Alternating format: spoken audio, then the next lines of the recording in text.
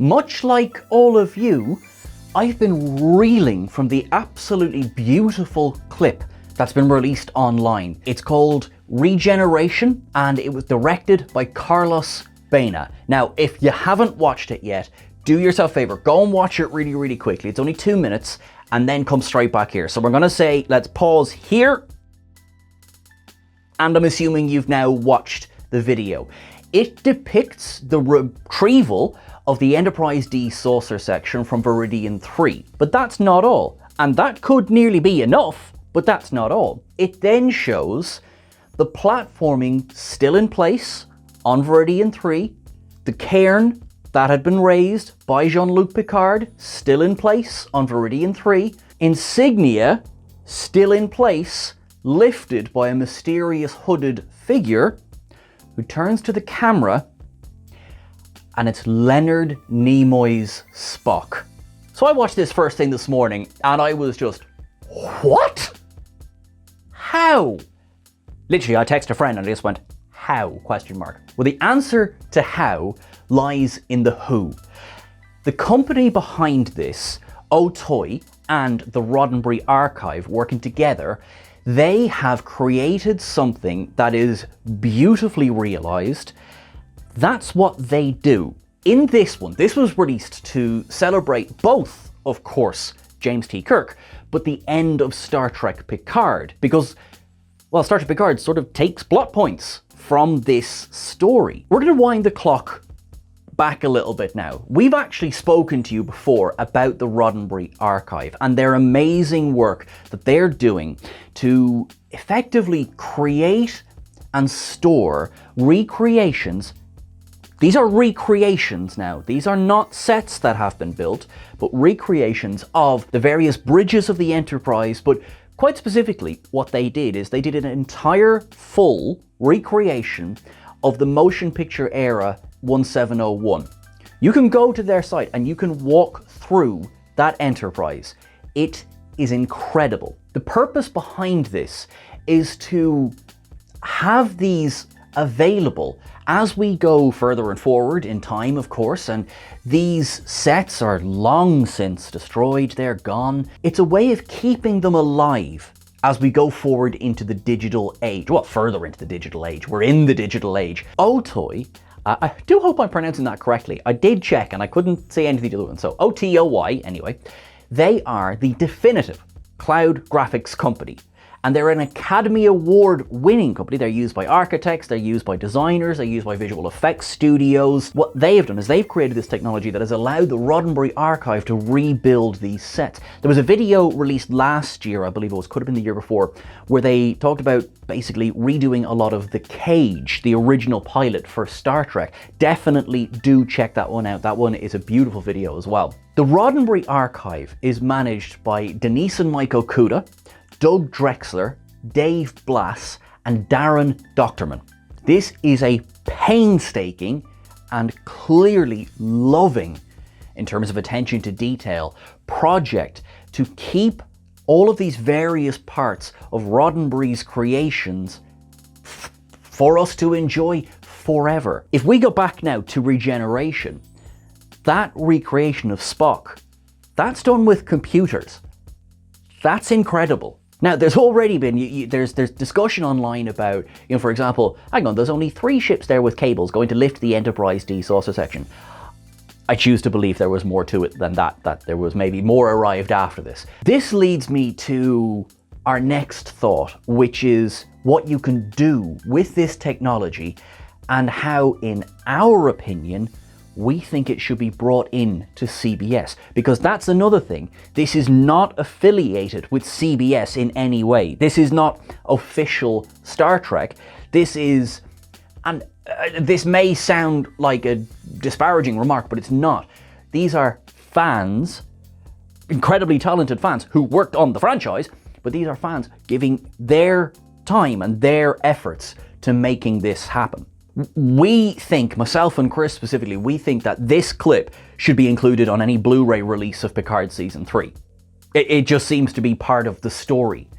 You could get clips of flashback to this as Geordi's talking about retrieving the saucer section from Veridian 3. It's It's an important piece of the story. On the Roddenberry Archive website, there was also an interview, and apparently this comes from hours and hours of testimonial. There's an interview with William Shatner about, well, specifically it was about his filming of his own death scene in Star Trek Generations, and how he tried to frame it a certain way and he wasn't sure if it paid off. But what he also did is he said to Rick Berman at the time, look, I have an idea to bring the captain back if needs be. And Rick Berman said, thank you, but no thank you. At that stage, the original series films, they had, as Shatner puts it, hit a glass ceiling. Therefore, they were going to move ahead with the Next Generation ones, which of course they obviously did. That of course did not stop William Shatner from writing books, which is what he does rather a lot. And one of the ones, he's written Ashes to Eden, he's written The Return, both of which deal with the resurrection of James Kirk. Now, that does discuss Spock going to the surface of Viridian 3 and being present while Kirk's body is beamed away. So I won't say anything else for spoilers for the books. Those scenes of Spock walking robed up that mountaintop, up to that cairn, these are lifted directly from the comic Spock Reflections that was written by Scott and David Tipton for IDW Publishing. It is a beautiful tribute to this story, as they highlighted on socials earlier today. And they were so moved and so touched by this tribute to their work. And that is another thing about this. It's this community of people coming together or becoming involved to further the story. As I said, this looks like it was straight from Picard Season 3. Terry Matalas also gave an interview about the Roddenberry Archive as well. So my headcanon writes that into, it only goes to compound the fact that this is how the Enterprise D got off Viridian 3, and it was at least the beginning of how Kirk's body ended up in Daystrom. Now we must think, what could this mean for Star Trek as a whole? Now, the Roddenberry Archive, they are not a new organization. They've been doing a lot of work for a long time. I do feel that their work is so amazing that it would only make sense to bring them into the family, so to speak. One thing that we love here at Trek Culture is the short treks. We love them. And we feel like they come out and then they just kind of stopped. But actually, I think it's a perfect time to bring them back again. Because we mentioned in our video about Kirk's body being in Daystrom that a way potentially of bringing William Shatner back to the role would be to use AI, de-age him, to work on the voice. They did similar things for James Earl Jones, for example, in the Obi-Wan series for his voice. The thing with that is, if you're going to do that for a series, we are talking mega books. However, if you go down the route of short treks, especially now that you're doing long treks like Section 31, drastically brings down the budget. You can see how good it looks, and you can tell some stories that up until this point, the method of doing it just wasn't there. But if you look at this and tell me you don't feel something right in here when Leonard Nimoy takes down that hood. I love Ethan Peck as Spock. I loved Zachary Quinto as Spock. I mean, I was surprised at how much I loved them both in the role. Bit hard to beat that feeling of seeing the OG Spock standing there again. That, in our belief, would be a way forward of telling stories. We have many times mentioned, and will do so again, that an anthology series could be a way of dealing with Star Trek's past and future in one go. Also a way of keeping the costs down. Sort of on topic with that is where we are with Star Trek Legacy. In a recent article for SFX magazine, Terry Matalas discussed the idea that, as of now, there is nothing in production. Fans keep shouting. There is a petition that has already crossed the petition for Strange New Worlds, back when that was still very much just a fan outcry. But as it stands, no, there is nothing confirmed for Legacy. So it's, keep the noise going, keep the shouts going. Alex Kurtzman, speaking to Fox LA, said he has heard the fans loud and clear, we'll see. Now, in my house, we'll see usually meant no, but I choose to be more optimistic here.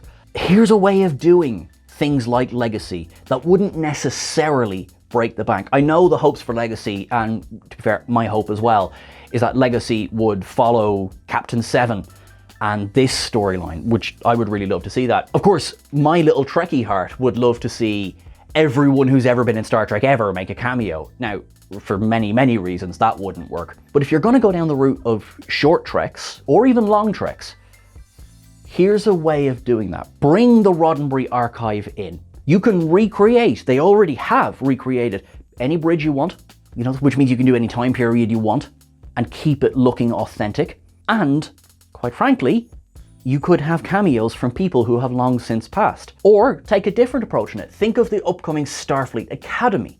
You know, wouldn't it be incredible to watch a medical lecture delivered by DeForest Kelley? I'm sure there are many, many more steps to go through before that's a thing, and perhaps somebody from the Roddenberry archive is watching this right now and going, let us sleep! This is ridiculous! Stop signing us up for stuff! And maybe that's positive, and if that's the case, I'm so sorry. I'm so sorry. This clip has completely taken over Trek fandom today. It's incredible, it's beautiful. Like I said, I told you at the start of the video to go and watch it. Now, if you didn't listen to me, please make sure to go and watch it. It's stunning.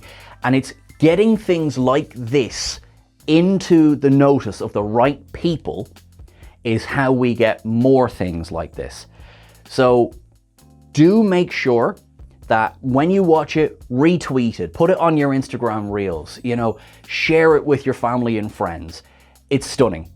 It's honestly stunning. Plus, it's not the only thing on their page. Go and check out the other things as well, right? Make sure that, of course, you're like, sharing, subscribing, and that you follow us over on Twitter at Trek Culture and over on Instagram at Trek Culture YT. You can follow myself at Sean Ferrick, and you can follow Chris, of course, at EditChrisEdit on Twitter and Instagram as well. I hope this comes across. I am so excited by this clip. I'm going to be watching it about 20 more times today. Do yourself a favor and watch it, and do it a favor and share it. Thank you so much, everyone. Look after yourselves until I see you again. Live long and prosper. Make it so.